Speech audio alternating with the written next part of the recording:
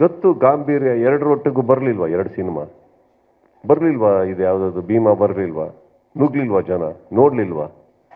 ಅದು ಬರಲ್ಲ, ಇದು ಬರಲ್ಲ. ಅಲ್ಲೂ ಫಸ್ಟ್ ಡೇ ಬರಬೇಕಾದ್ರೆ ಅದು ಹೋಗಲ್ಲ, ಇದು ಹೋಗಲ್ಲ ಅಂತಂದರು.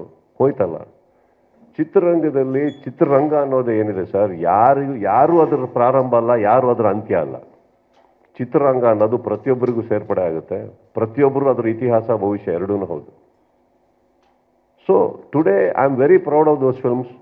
ಆ್ಯಂಡ್ ಅವ್ರು ಬ್ಯುಸಿ ಇದ್ದಾರೆ, ಸಿಕ್ಕದಾಗ ಮಾತಾಡ್ತಾ ಇರ್ತೀವಿ. ನಾನು ನನ್ನ ಮ್ಯಾಕ್ಸ್ ಪ್ರೊಡಕ್ಷನಲ್ಲಿದ್ದೀನಿ. ನಾನು ಯಾವತ್ತೂ ಹೇಳಿದ್ದೆ ಸಿನಿಮಾ ನೋಡಬೇಕು ಅಂತ. ಬಟ್ ಈಗ ಪೆಪ್ಪೆ ಅಂತ ಅವ್ರದ್ದು ಹೊಸಬ್ರದ್ದು ಸಿನಿಮಾ ಅಂತೆಲ್ಲ ಬಂದಾಗ, ನಮ್ಮ ವಿನಯ್ ಅವ್ರದ್ದೆಲ್ಲ ಬಂದಾಗ ನಾವು ಕುತ್ಕೊಂಡು ಒಂದು ಆರಾಮಾಗಿ ನೋಡ್ಬೋದು.